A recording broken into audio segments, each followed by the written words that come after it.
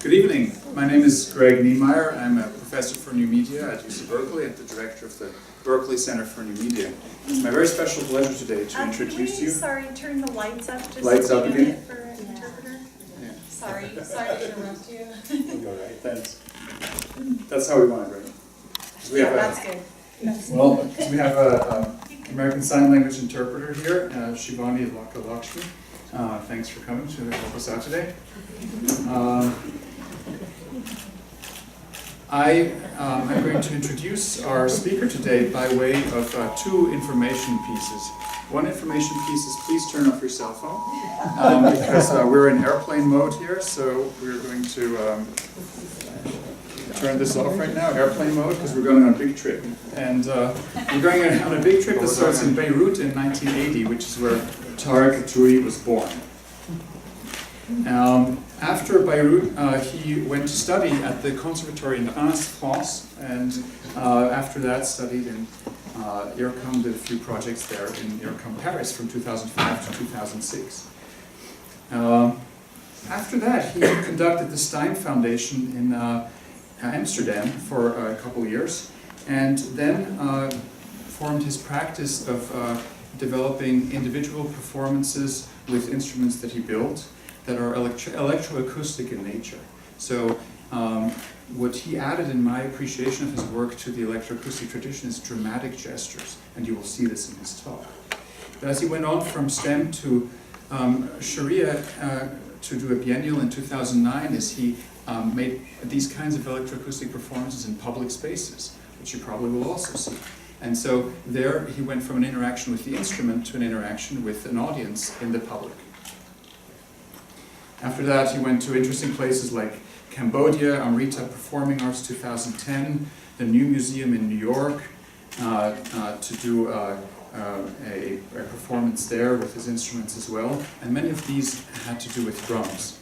And he also went to Seoul to do Media City in 2010, so it's another biennial. And from there, he went on to the very influential Castle Documenta in 2013 to do a performance with instruments that were very elaborately crafted for the occasion.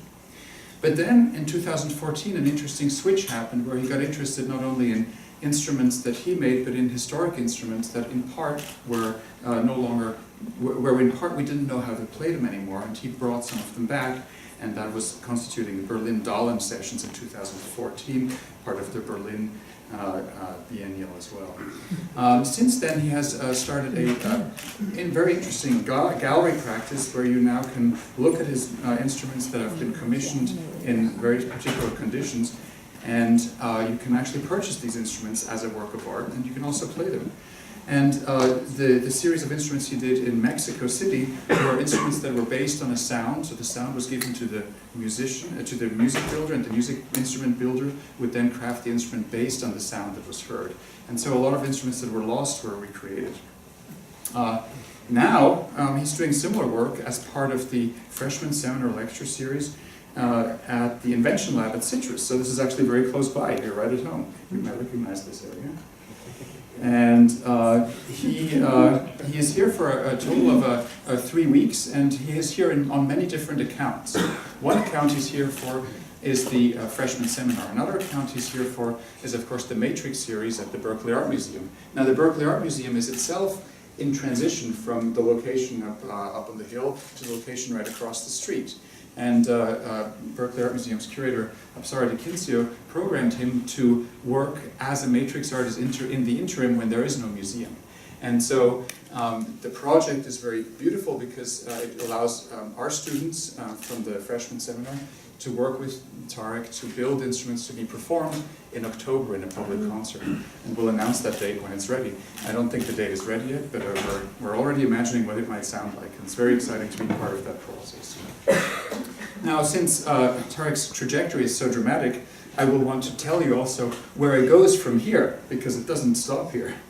So next, I understand he's going to Vitamin Creative Space in Guangzhou to study ancient Chinese instruments and recreate perhaps instruments that haven't been created in a long time.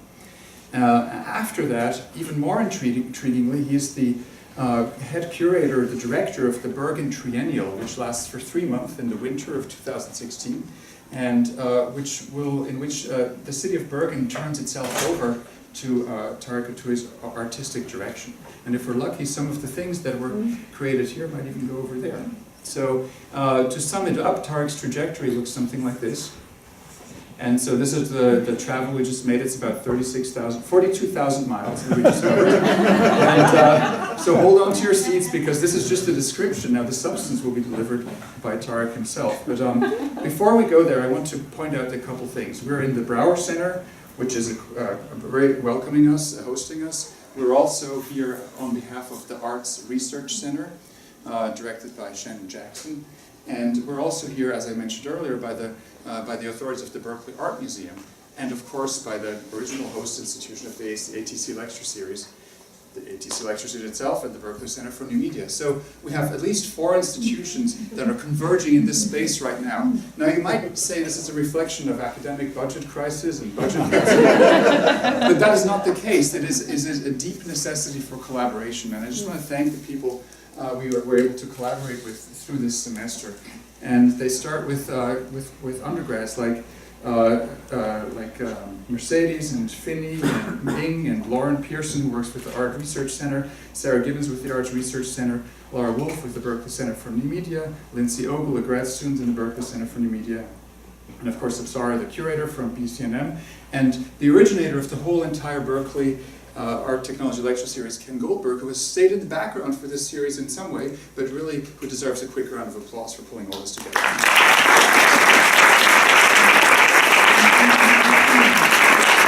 So thank you, Ken, for making all these collaborations possible. It's been a real pleasure to be part of them.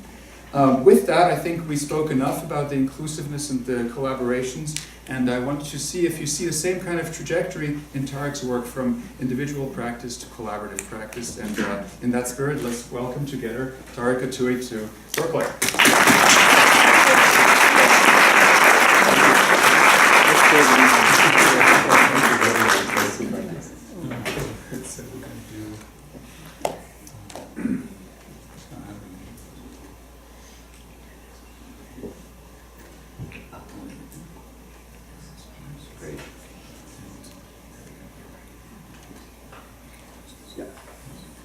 Super. Thank you.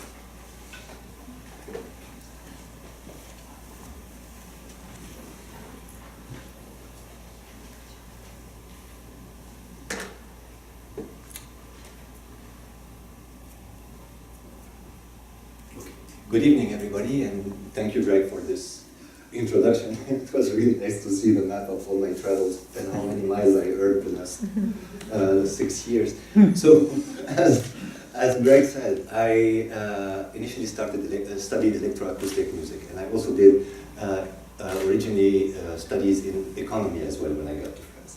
But my focus and my heart went towards sound, and from the beginning, when I entered the conservatory to study this genre of music, I was much more interested in performance and in this direct relation and contact with an audience and with being on stage.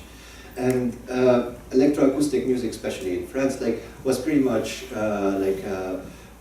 or at least at this time, these techniques, the techniques of real time, of project-specific software, and of using sensors and electronics, were starting to become more and more familiar.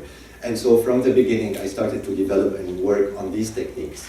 And from one thing to the other, so from Stein in Holland, the studio of research on electronic instruments, to several studios in France, in 2008 actually before this, I started traveling a lot as somebody from Lebanon and doing projects in the Middle East, in Lebanon, in Cairo, where I lived for a while, in Jordan. And this at some point got me to the Emirate of Sharjah. Sharjah is an emirate in the United Arab Emirates. It's 5 miles away from Dubai, and it's the 3rd emirate of this country. And the city of Sharjah has a long history and tradition of arts and culture, and they have a very important and influential biennial in this part of the world called the Sharjah Biennial. And in 2008, I got a residency from the Sharjah Biennial, where I got to create one of my first complex instruments that mapped plenty of gesturals and body input into sound triggering and sound generation. And this type of work actually got me to, in the context of Sharjah, got me to work a lot in outdoor spaces. And it's a practice that I carried with me to different parts of the world, always seeking to play outdoor or like to perform in front of audiences who wouldn't usually come or attend this type of music or like encounter it in its usual venues. And this led me, as again Greg said, to the Documenta project and to one of the early instruments I did. I will very quickly go through all this period, then show you a couple of things from this. So this is one of the early instruments. Yes, I did just like 4 years ago for the Documenta, and the idea of this instrument was to build a machine that had plenty of controls and that was totally autonomous in the way it generated sound and played sound. So the idea of this instrument was to create something like a perpetuum mobile actually, that was playing autonomously, and that each time I turned it on, like changed all its relationship to sound, but also all the controls, the buttons and the faders, and also changed functions. So in a way, like each time I turn on this instrument, it's an experience that is starting from almost from zero. And to show you a bit, but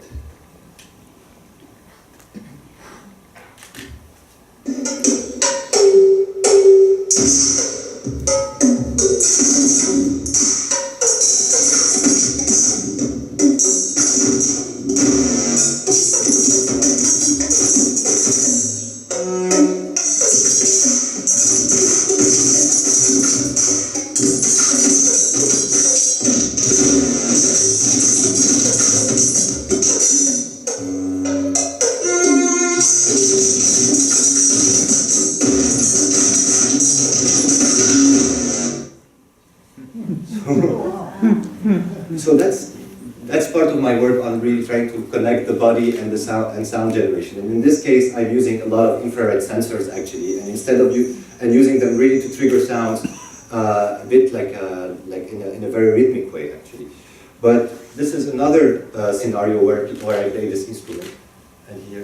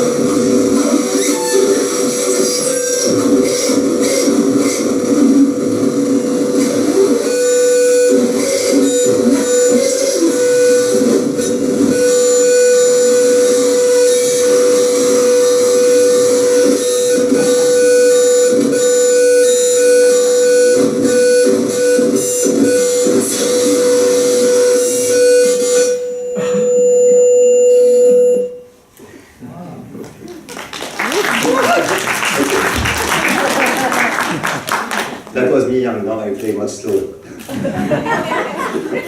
Anyways, no, this was just to show you quickly like where I started from. And just to note on this project, what happened with this instrument, the Documenta was 100 days, 3 months in the summer of 2012. And the idea behind this instrument was to, sometimes twice a week over the 100 days, was to have performances in different parts of the city in a way where we bring the instrument, we play, and then we leave and it goes back to its house in the park where it was stored. But in the case of Castle and the Documenta, I did like 25 performances that went from outdoor places to places inside the park, to cinemas, to music venues. We kind of did 2012 summer city tour in Castle actually. And it was super nice because it allowed me to interact with lots of people, and it's really the dimension I'm seeking in my work. And tonight I'm going to be actually telling you mainly about the aspect of instrument making in what I do. And in instrument making, the second project that for me was very meaningful in this context is something I did for the 8th Berlin Biennale 2 years ago. And that continued afterwards in Mexico and took me to many different places. But for the 8th Berlin Biennale, I was invited as a member of the artistic team. So not just as an artist, but as somebody who was supposed to propose like an umbrella project, or like federate or bring several people around the project he was doing.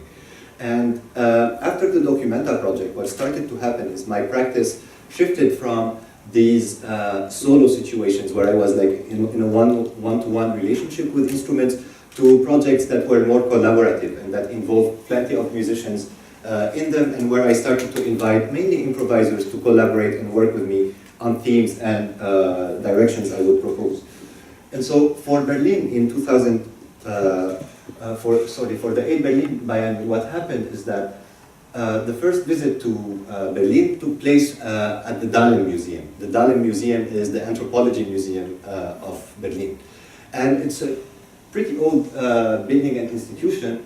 And on the first visit to Dahlem, I went into these rooms. It's actually the storage rooms of the museum, in which they had thousands of instruments, really thousands, from all over the world, shuffled all together.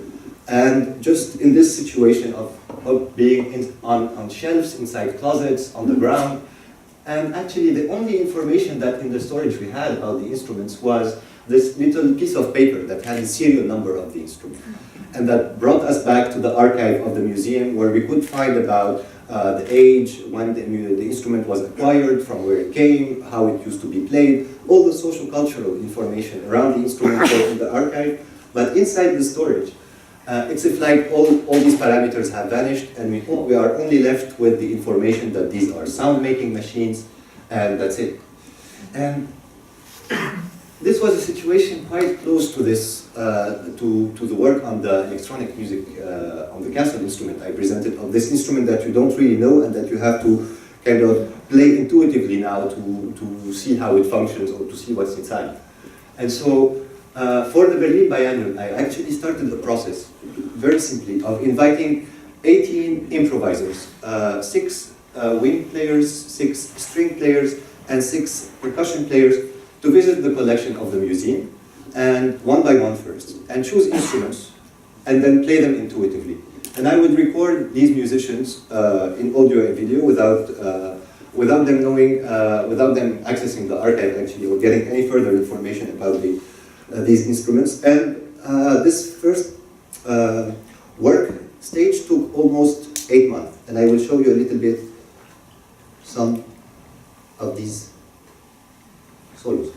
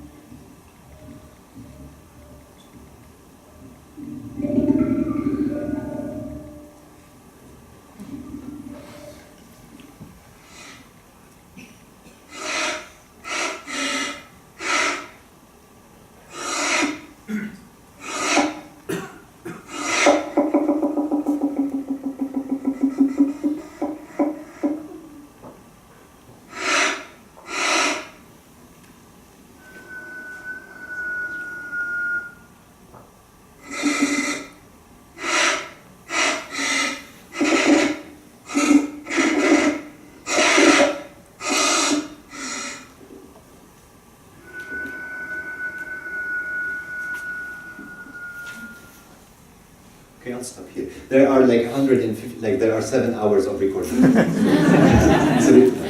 And we played like 70 instruments, and some of, like to give a few names of the musicians, there were like Burkhard Baines, whom we saw first from Berlin, Second was Andrea Neumann from Berlin. Third was Mazen Kerbaj from Beirut.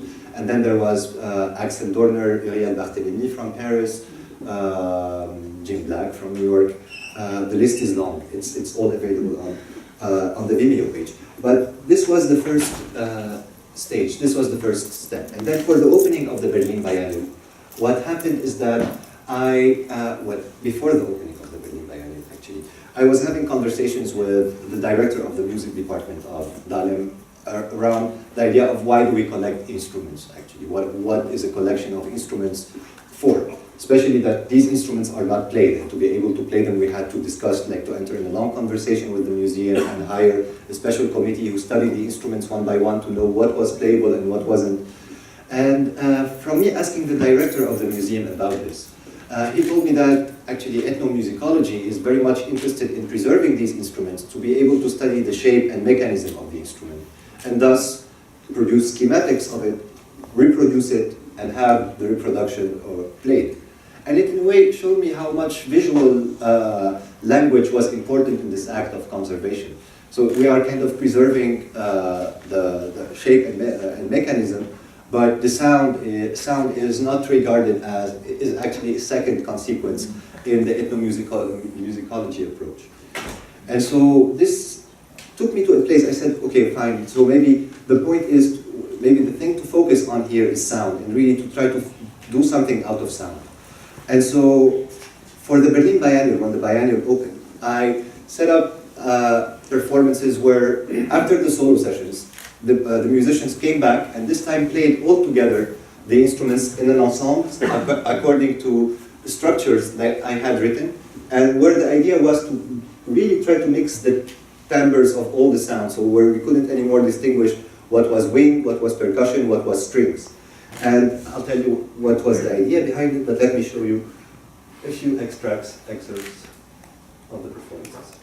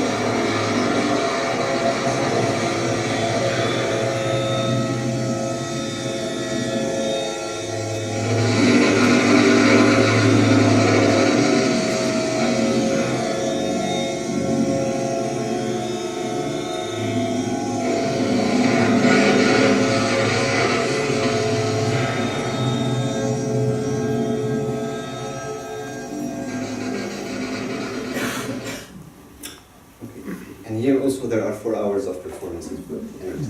So that was the end of the Berlin Biennial. My participation and contribution to the Berlin Biennial ended with these performances. We did 12 performances over 2 days, 6 per day. Each performance was 20 to 25 minutes long and open to 40 people at a time. So people would enter from one door, exit the other, and in between each shift I would give the musicians the structure of the following improvisation. So it was like pretty intense actually for improvisers to play 6 times in a row for 3 hours over a day, but it was a situation or intensity I was also looking for and that I wanted.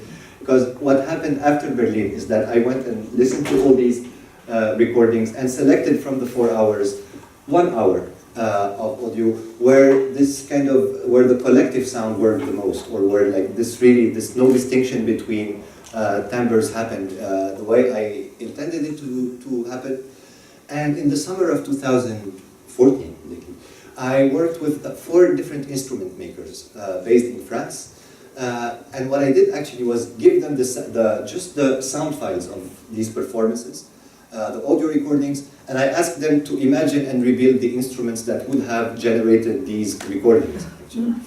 And so last summer I spent it with 4 people who make instruments. 1 comes from string, 1 comes from wind, 2 come from wind, and 1 comes from hybrid practice. And we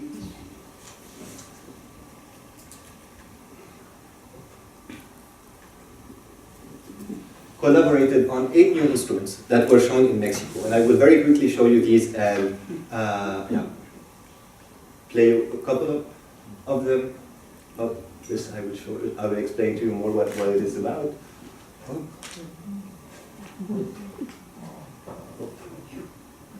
And I think that's it. And to hear some of them. Oh, yeah.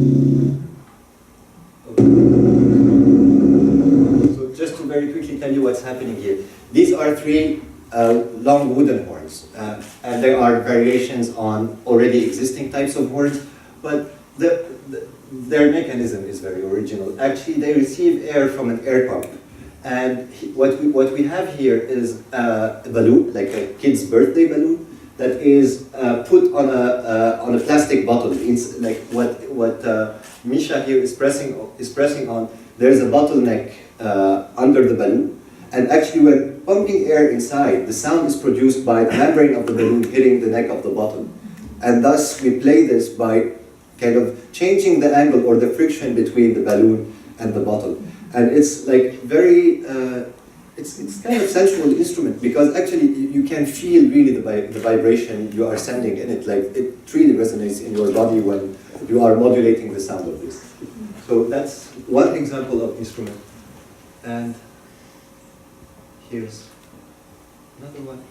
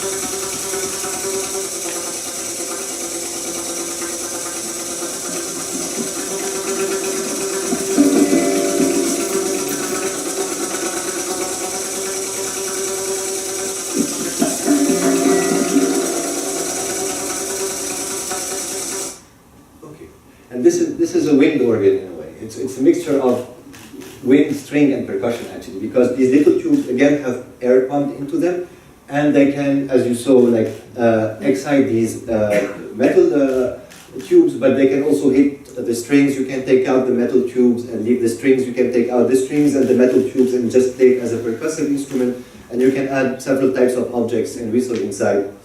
It offered lots of possibilities, and honestly, we are still discovering what it does anyway. And the last one I would show here is the following motorized or mechanical bow, and I'll tell you how it works.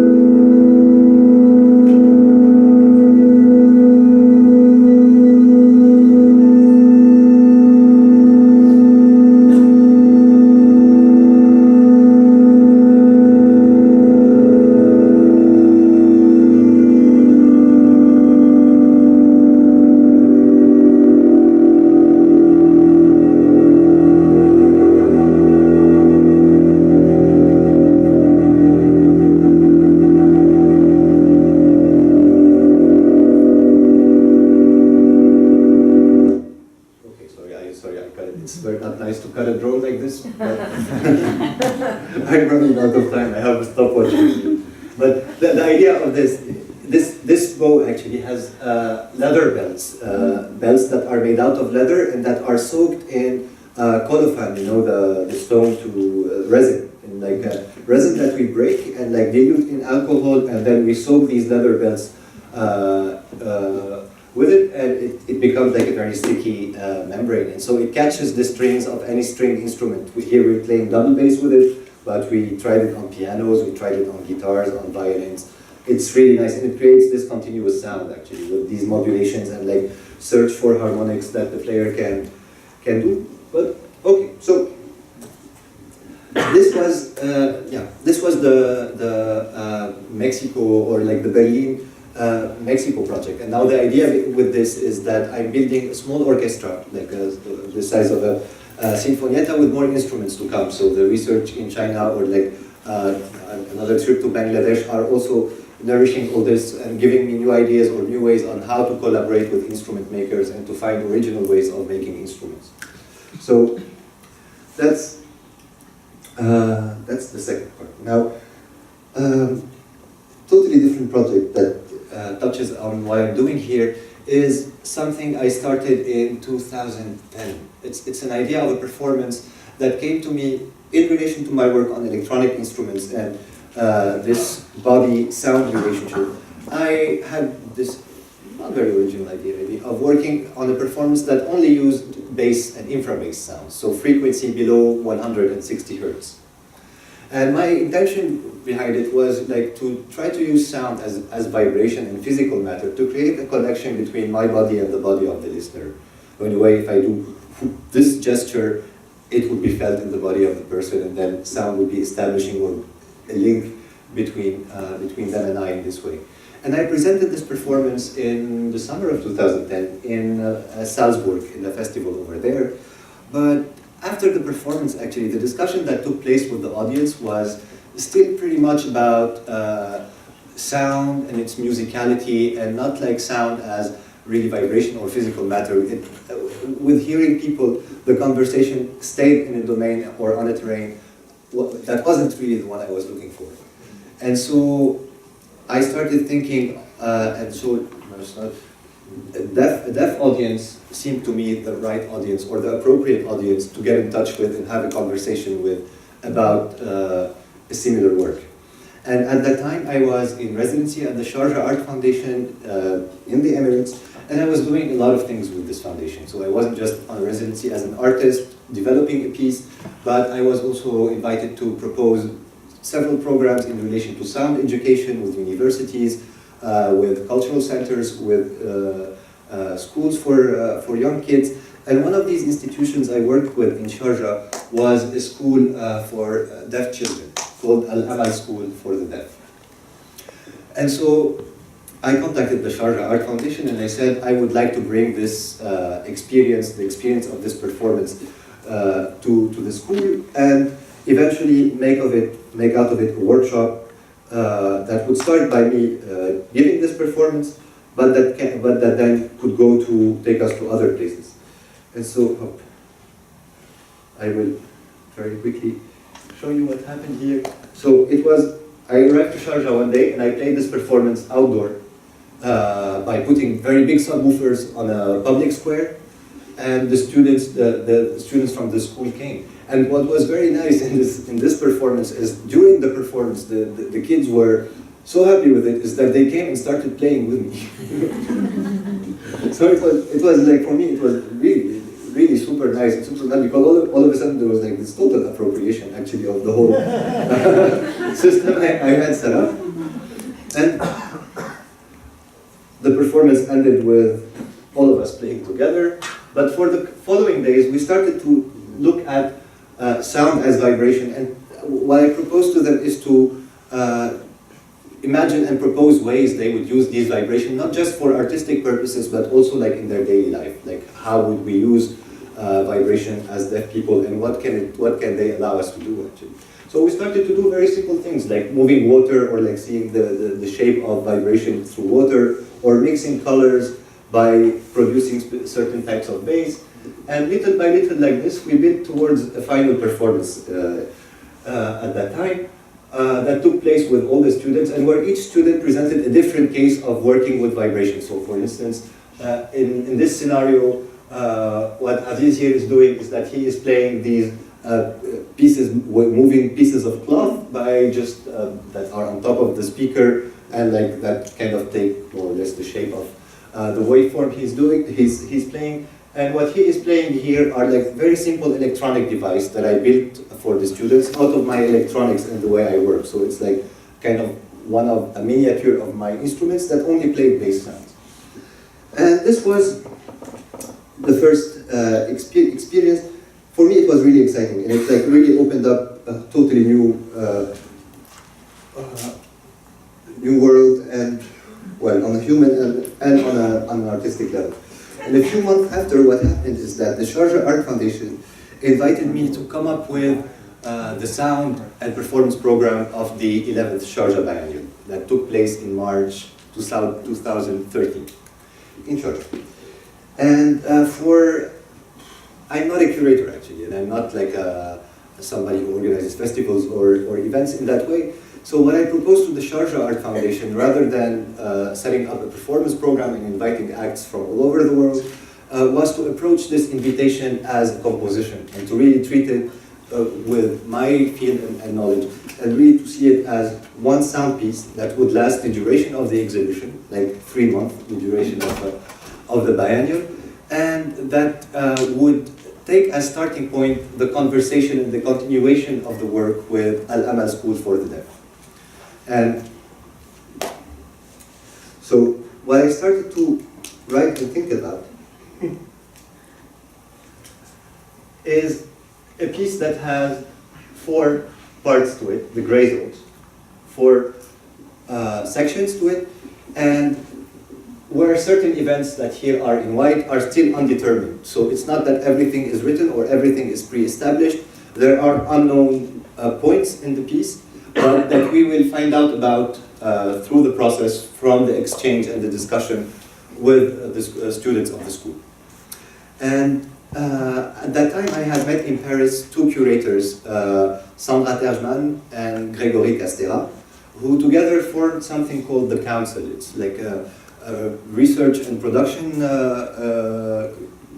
association that works on the interaction between arts and society, and that produces work in this direction. I'm destroying their work and describing it very bad, but to be quick about it, they had been also thinking about sound and deaf culture, and had some experiences by working with designers and fashion designers in Paris around these topics.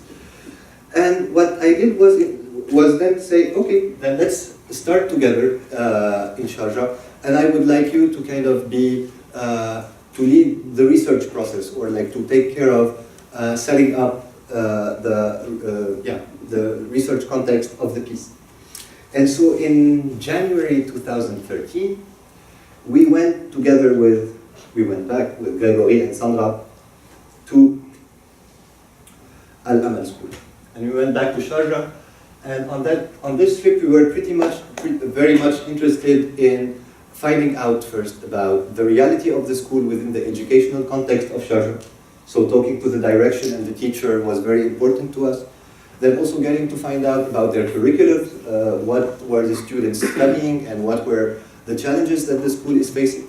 And then in a broader way, well, the school in its local context of Sharjah, and like how the students after the school were integrating academic cursuses, or like being able to step out of the school and go to higher levels of education. And finally, we had also some topics about cochlear implant and sign language that we also wanted to find out about from the school. And so we started by visiting certain classes, and then at some point we met the teachers. And at another point we met the students. But I would like to tell you here about the situation that on that day it was like quite hectic. Oh, sorry, what happened? Hey.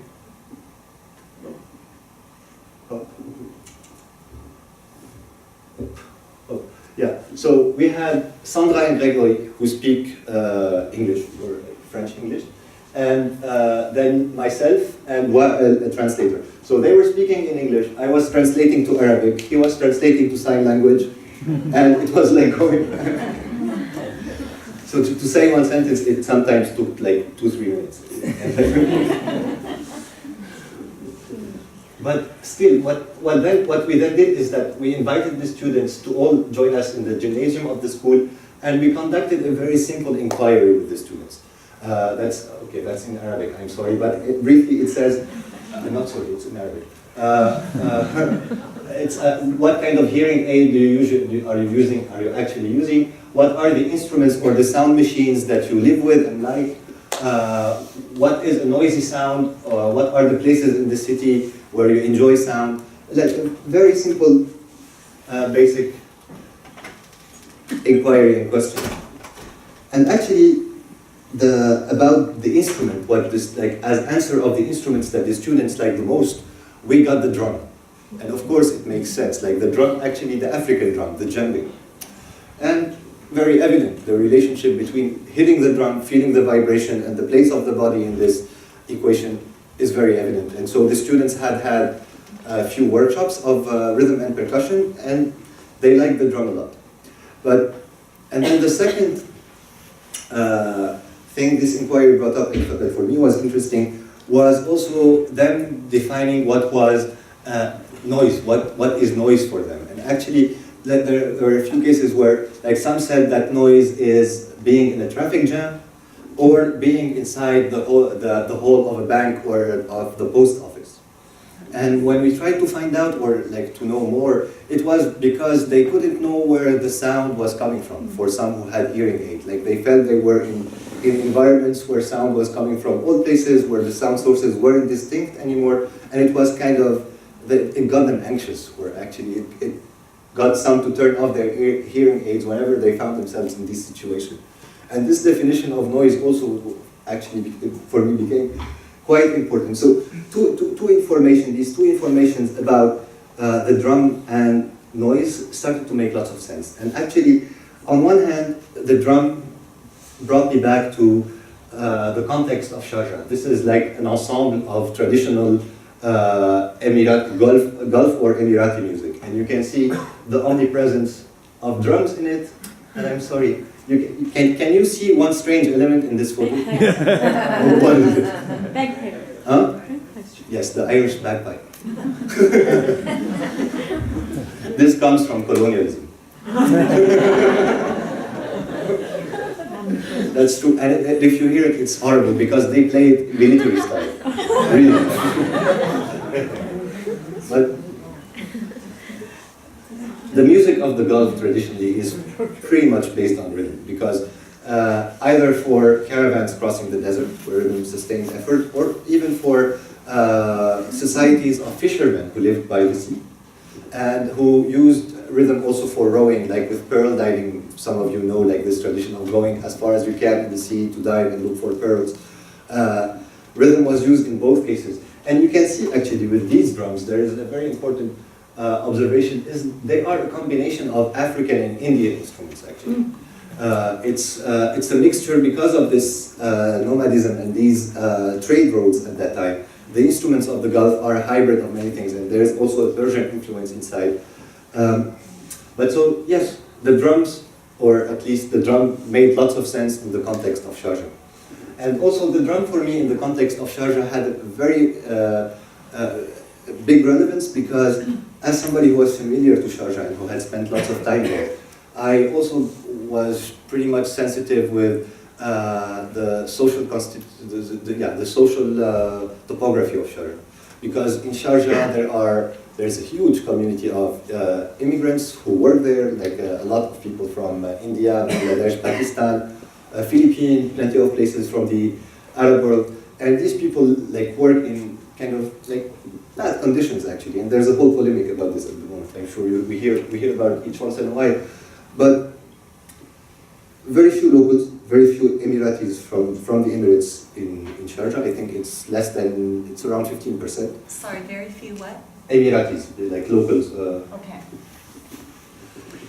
And yes, all these communities will not come to the biennial actually. Although the biennial is free and taking place in the middle of the city and like is pretty accessible, and they want people to come, people do not enter the museum because they don't feel it's theirs actually. And so for the piece I had the intention to do, I from the beginning wanted to do everything outdoor, not to be in a concert space at all, and to go towards the people. And in this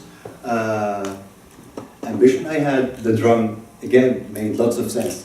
And also, very simple observation, all these people from these cultures have developed a very, like all these cultures have are extremely sophisticated when it comes to rhythmic cultures and playing rhythmic sounds. So it gave me the beginning of the piece. The students' answer and what they told me about the drum gave me the introduction. And so for the opening of the Biennale in March, 2 years ago, I invited 10 drummers from different parts of the world, from Japan, from South Africa, from here, from Europe and Turkey, and each one from a different genre. So for example, there was Brian Chippendale from Lightning Bolt, this punk pogo group. There was Yoshida Tatsuya from Ruins in Japan. There was Yoshimi Goto from Boredoms. There was Cevdet Erek from Istanbul, who has a heavy metal band. Uriel Barthélémy from Paris, who plays jazz. Lucas Ligeti, jazz and contemporary music. But so these very different profiles of drummers got invited to Sharjah, and they came to the biennial a few days before the opening. And what we started doing is kind of do a sound mapping of the city, where we started to walk and test the acoustics of different places, based on this definition of noise that the students had given us. Like places that were boomy or that kind of imprisoned sound, we discarded, and we went for open spaces or for things that did not come from the children's definition of noise. Here's Brian Chippendale trying to climb a minaret and us telling him that it's not possible.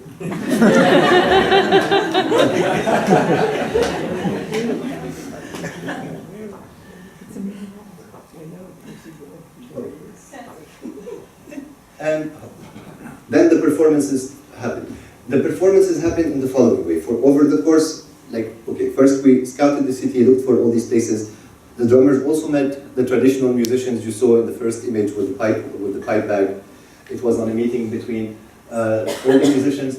And then over the course of 3 days, the drummers would, in the morning, start in solo, on the roundabout, in an alleyway, in the street, in different parts of the city, far from the biennial. Then in the afternoon, they would gather in duos, trios, or quartet, closer to the biennial. And at night, they would all come together and play the 10 together, and we would do this the day after, on and on. So to show you some of the situations that this has created, I will maybe more show them to you in video.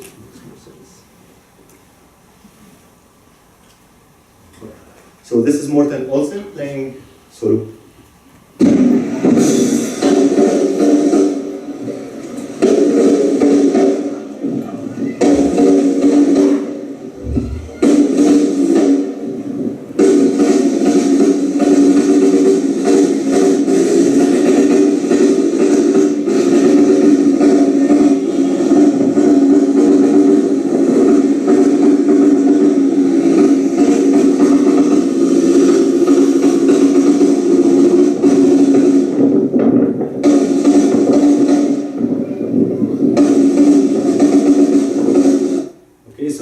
Starting, and actually this is him 10 minutes after.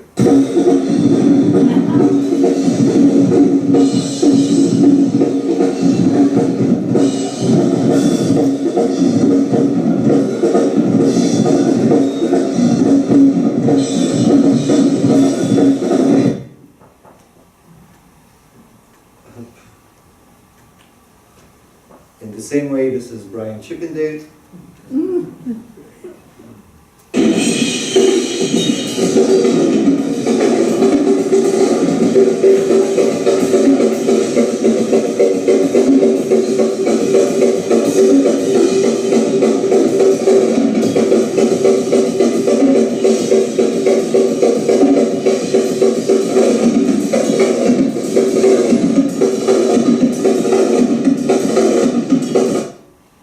This is at 10 o'clock in the morning. It's super hot. It's really hot. And you can see, actually, that's me filming and I do sound. It's like that. So you can see it's super hot.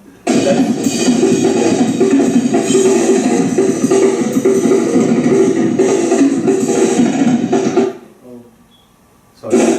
I chose the wrong video, but the same thing happens actually. It's like there's like in the same way, like people like really start together. It creates like this super direct contact between everybody. And in the middle of all this, the students of Al Amal were also present. And so on the second day, here again, during the opening of the biennial, the council curators Sandra and Gregory were also in charge. And they used this performance to conduct a second inquiry. Like after this first basic inquiry that they did with the students, they returned this time and we organized a session where the drummers played for the students actually. So let me show you the encounter between the drummers and the students. But maybe before I do this,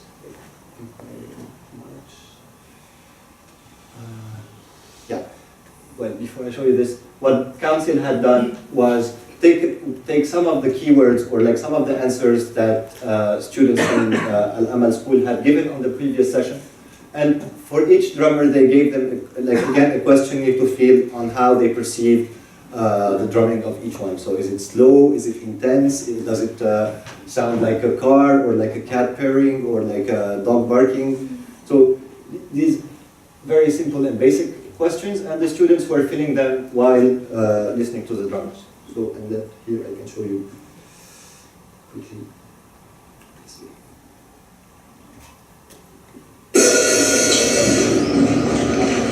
Okay. Your turn. Okay. You start with Susie. Can you start? Okay.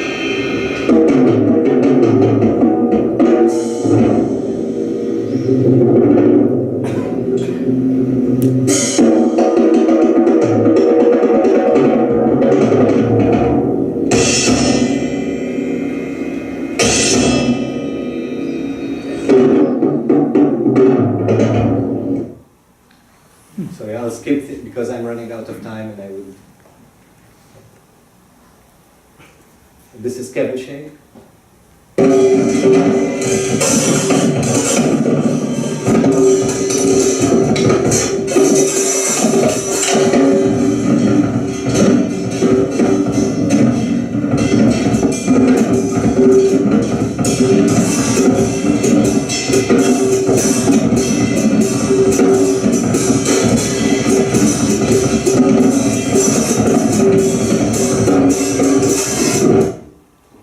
Okay, sorry, Kevin.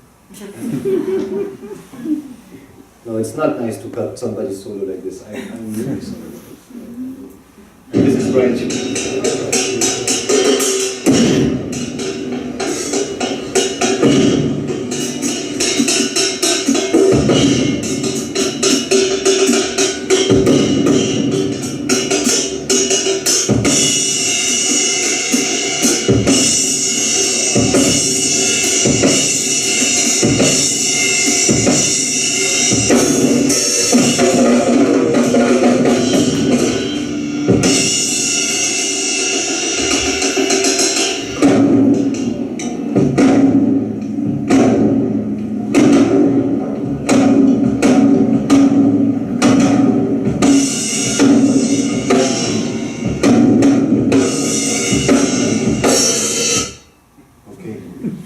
And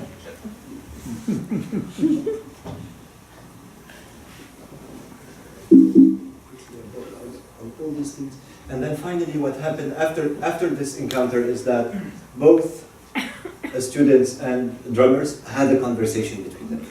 And the students gave feedback to the drummer about how they perceived what each person's style of playing. And it was really an exceptional encounter, because what the students told actually is that, for instance, they found that Brian, the last one we heard, was playing in a monophonic way and super loud, to be the smoothest and softest of the 10.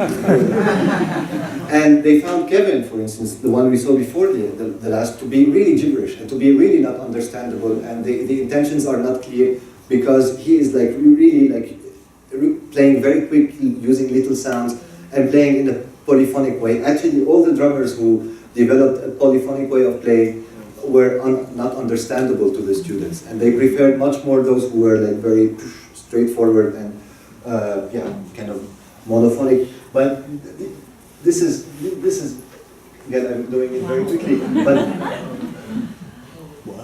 this helped us. The discussion with the students on that day helped us remap or reconfigure the relationship between the 10 drummers. So on that night, when the 10 drummers came together, actually, the way we set up the space was by placing the monophonic drummers on the edges and the polyphonic ones in the middle. And like this, the propositions were always coming from the sides towards the center, actually. And this is how the collective of drummers was working. So like the strong propositions came from inside 8, the outside, and the students were again here and like yeah, just watching the performance and being part of it. But their contribution and their feedback really helped us yeah, know what we are going to do and which direction we're going to go for the days to come. And also what it brought, and which is something that was super important, is that it brought to the drummers this understanding that it's the piece is 3 months, that things are interconnected, and that they are part of a chain of events, and not just here to do their act or like to just do their performance and leave, but that all these things were interrelated and interconnected. And it also changed the dynamic of the group and these people's presence in Sharjah. It was super on that level. So that's the first part. Now I have to run very quickly on the rest, and I'm sorry. So after this, I still have, yes, I know, that's why. So, okay, shall I stop?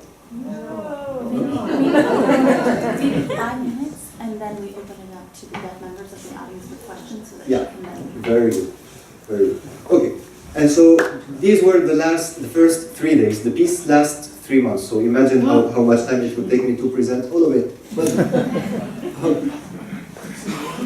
very quickly. Then at some point, we all gathered back. Like council members, Gregory and Sandra invited 8 different people. Bassem Abdul Ghaffar, who's a psychologist and head of studies at Al Amal School. Wendy Jacob, who's an artist who worked at MIT on vibrative floors and worked a lot with deaf communities. Jeffrey Mansfield, who's an architect and who's now doing a PhD at Harvard and who is deaf. Elsa, his translator, myself, and Desiree, who's a fashion designer. And all of us had experiences of working with deaf children. So what we did was, over the course of 3 days, this was 90 days after the drummers, we were sharing our experiences during the day, and then in the afternoon giving workshops to the students and working with the students. So this is actually a workshop with Wendy Jacob, where she gave sound recorders to the students and sent them out in the city and asked them to record whatever sound they perceived. And what we see here are the students in this process, and there were some really interesting observations with this as well. Like the students, for example, went to record a police siren that was blinking but that wasn't producing any sound. Or in this case here, they were recording the fan of an air conditioner, but the sound also was very weak or like swallowed by the noise of the city. And here actually they were recording also like a man with a broom, or anything that had movement in it meant sound actually. And it showed us how important visual cues were in the understanding and our perception of sound actually. And what we were doing in the afternoon, after these sessions, is that we were using we were using these weather balloons and putting speakers on them to feel vibrations actually. And these balloons become like amplifiers. Exactly. Yeah. And so some of the students could recognize the sound they recorded just from hearing or like sensing the vibrations actually. And like this pattern recognition or like this memory of vibration was like very vivid actually. And okay, that's one of the workshops. There are plenty of other workshops. I continued the work also with the students. And to summarize it very quickly, like what this experience left me with is, on one side, our awareness that there are whether it's American Sign Language or Iraqi or Egyptian Sign Language, there aren't, sign language doesn't give people the possibility to talk about sound, or very little. Like I see you, now it's great, she's imitating sound, but like there are very little sound, and correct me if I'm wrong, signs to speak about sound, or to give a deaf person the possibility to talk about her perception of sound. That's one very important observation. The second thing... That's correct. That's correct. And the second observation is something I encountered on my research, which is called the DeafSpace. And DeafSpace is a project that the Gallaudet University is leading now with Hansel Bowman, who's like head of the architecture department at the Gallaudet University in Washington. For those who don't know, Gallaudet is the biggest campus on the planet for deaf people, and it's a 150-year-old institution. What Hansel and his crew are working on is something they call DeafSpace, and it's a deaf-friendly architecture, but that deals with acoustics, with light, with color, in ways that are totally original. And it's actually, like, in my opinion, one of the architectures that pays the most attention to sound. So, and here, for instance, like this is an example where Hansel is showing us that they'd rather use blue as color for walls than white because it's easier for the eyes, and with sign language, people can have, it enhances the concentration of people over a long period of time. With vibration, there are plenty of examples on how they control acoustics and localized vibration in space. And for me, these ideas now really started to bringing it back to my practice on instruments. DeafSpace and its manifesto, plus this observation on pre-sign, started to become for me like a very important source or knowledge source to make new instruments out of. And this time to make instruments that would be played and felt the same way by hearing and non-hearing people. And asking myself, what is this question? And how we can think of performances that also function on this level. And in this case, DeafSpace was very useful, it still is. And this is what I'm doing here with Apsaras and and Greg, is working with the students and many other people I've been meeting lately on this idea and trying to explore the possibilities of this. Then after Berkeley, the idea is to shift this project, or to take these questions plus the learnings of Berkeley to a place upstate New York in Troy called MPAC. And here I have I got very lucky that Pauline Oliveros invited me to work with her on the course she does there and like bring these questions to the people there. And afterwards it will travel to another place in Germany and in Bergen, in the city of Bergen that Greg told us about. And the idea in Bergen is to bring all these new instruments there and activate them on series of performances and commissions, and trying to see, not just with the instruments, but trying to come up also think of ways where we can conduct orchestras for deaf and hearing people to play together, and also to think from the learnings of from deaf culture how we can revisit our understanding of field recording, of perceiving a sonic space, and of capturing sound. Yes.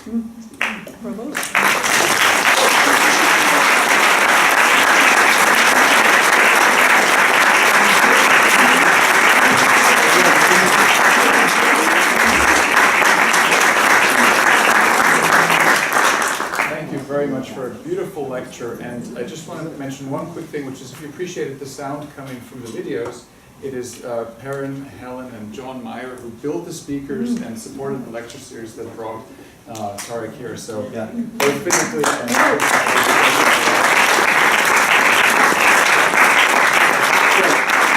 thank you to Meyer Sound. And now we'll take about 5 questions. We have 10 drummers and 5 questions. And there may be some questions. We'll start with questions from people who might be hearing disabled or deaf, so we have facilitated communication there. I do have a question. Can I have the microphone? Okay. Is this on? Okay. Before you were talking about deaf people in conjunction with the hearing music world. So when you teach hearing people to feel a vibration while they're listening, I was surprised that hearing people knew that the vibration was so important to deaf people, and that really touched me a lot. Mm-hmm. And then secondly, I'm wondering, was the group, did that involve kids with cochlear implants? Were they hard of hearing? Were they fully deaf? Or what did that look like? Yeah, well, in Sharjah, the situation is quite unique. Because the students we worked with, Al-Amal School has, I think, 70 students. And the students come from Egypt, from Oman, from Lebanon, from Syria, from all over the Arab world, and plus other countries. They have different degrees of deafness. Some have cochlear implants, some have hearing aids, some use nothing, are profoundly deaf. And none of them share the same sign language. So they have, the school Right. has developed its own lexicon of pre-signs to have all these people communicate between them. And it was amazing, like how much we worked on pre-signs and imagining ways to describe sound with the students. And they were really good at it because they had been practicing this culture of pre-sign for a while.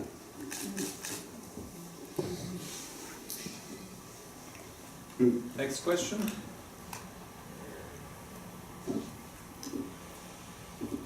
Thank you.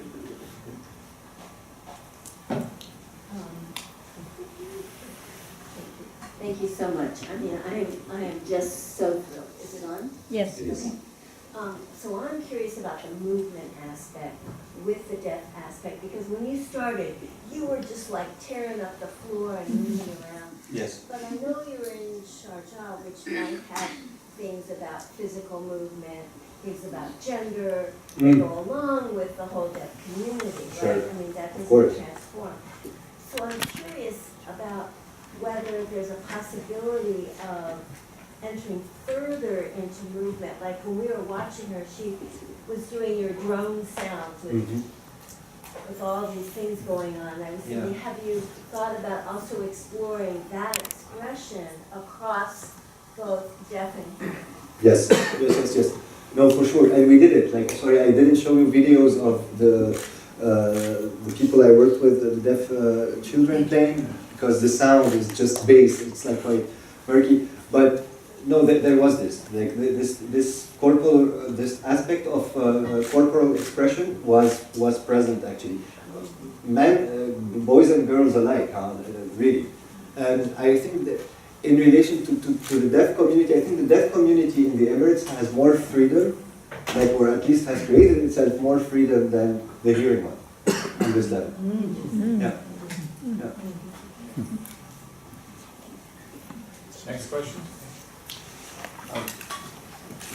Yeah, I was just wondering, have you worked at all with DJs? Because, you know, there's the concept of constant bass, you know, and the concept of the resonance of everybody in the room, Sure. the people, the girth, the wall, Yes. that sort of thing. Yes.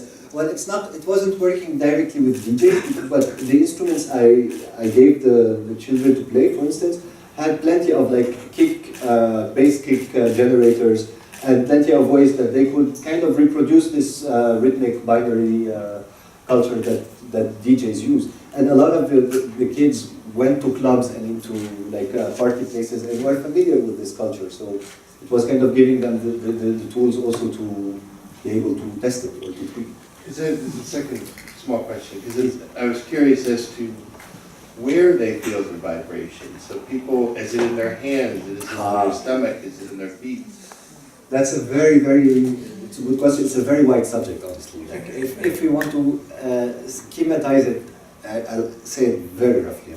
Like a strong sound, a strong bass sound. That's what they told me. Is felt here. It's like they felt it here. If it's mild, it is here, and if it's weak, it is here. Like at least when we were working on pre-signs with them this way, and it kind of makes sense because when you look at the resonating frequencies of the organs of the body, it functions like bass, medium, high, like again very schematically. But this depends on each person and how profoundly deaf they are. And also, like, there is one very important aspect to this: women are much better at feeling these vibrations than men. Wow. And just because they are lighter on their feet. Yeah. Thank you. A question for one more question? Yeah.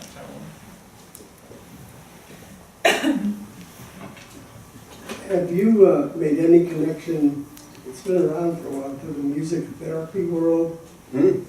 Yes. Well, I looked a little bit into this, but I need to be looking at it and paying much more attention to it. Madame Blavatsky said it would be the thing in the 21st century, music therapy. No, I still have to look into this further.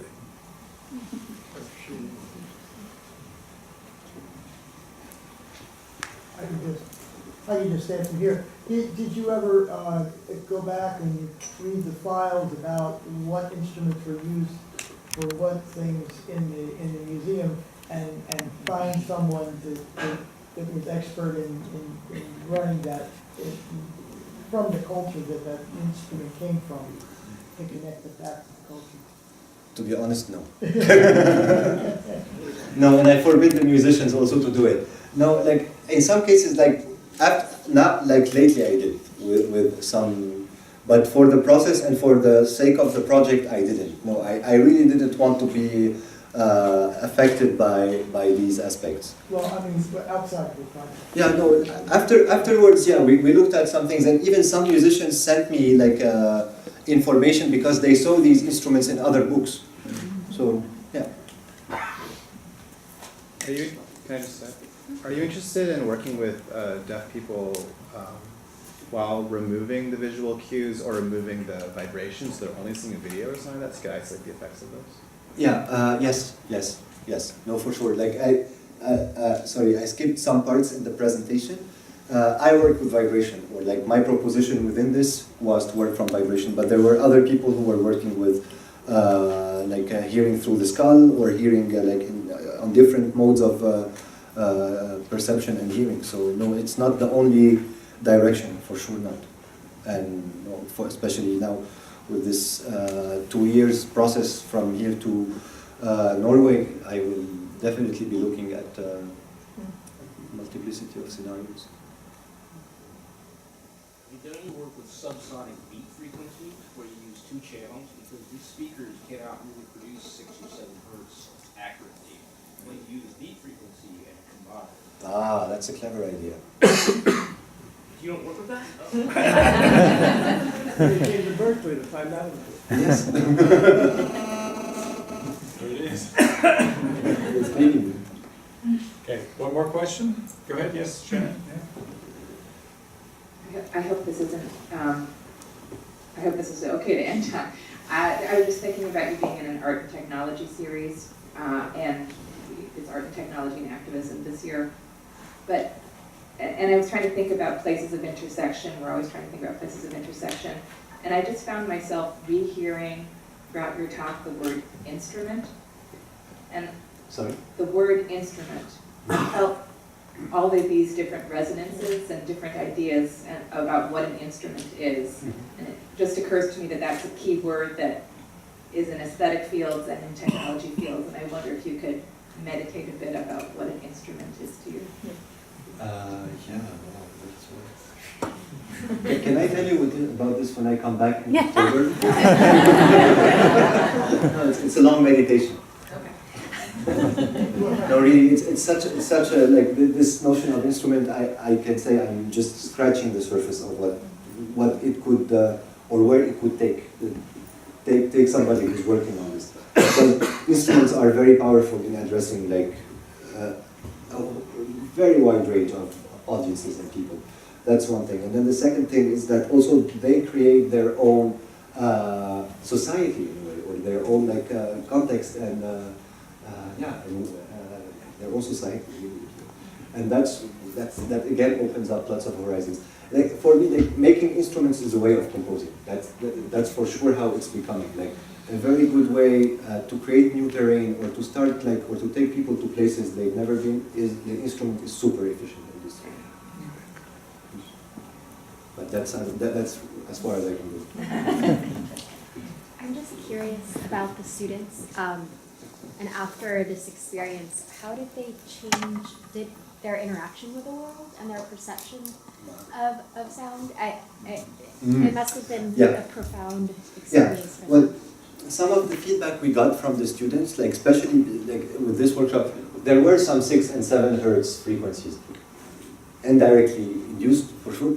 But they said like because we were using sine wave, I was using like making things out of sine wave synthesis, and they said that it is the first time that they realized that these types of sounds are not for medical tests, but that can really be used as a expression, yes, of self-expression. And so like there was some kind of appropriation of sound through this, and what changed their life or impact them. How we interact with the world. But to be part in a piece like this, because the end of this piece I didn't show it. It was them performing. Yay! And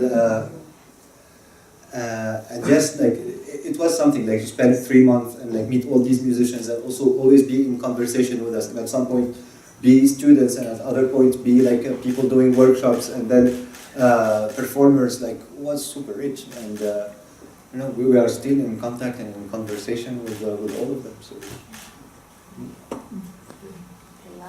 Go ahead. Two more quick ones.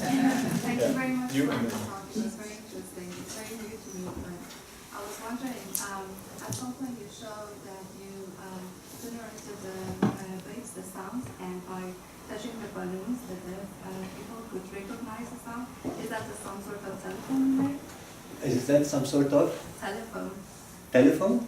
Yes. because you generate the wave and deaf people could recognize the sound. Yes. So it is like a Telephone? Yeah, maybe. Yeah, like yeah. It's a bit this example. Ah, yes, sorry, yes. It functions a bit like this. Sorry. Is it like a why are we calling? Who's calling who? Tarek, thank you. I want to follow up a little bit on Shannon's question because I'm curious a little bit about the political context of this work. I mean, there's so much concern that people are not listening to each other, that aren't communicating with each other. And I'm curious if the locations and there's a metaphor conscious here that you're trying to illustrate with these projects.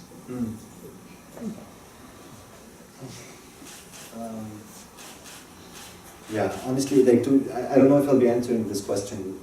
You tell me, but I'm not overly aware of these dimensions. You see, it's like in the case of Sharjah, I know Sharjah and I'm sensitive to certain things, and this was a response, but without like highlighting or making any statement out of it. And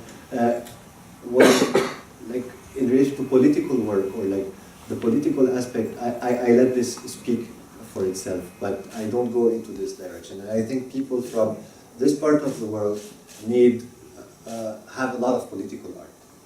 Like they need also other things, especially artists.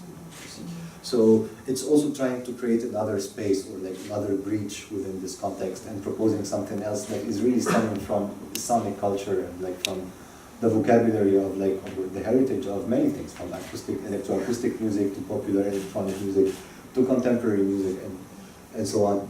But just like recontext or like putting it in another context. And I think adding this performative dimension makes things very sincere or like at least very direct in a way. And yeah, like and creates its own society. I thought that was yeah. interesting. That's like really the funny thing is that with the drummers, for example, it always like clunked in a circle type of way, and people like really get closer and closer.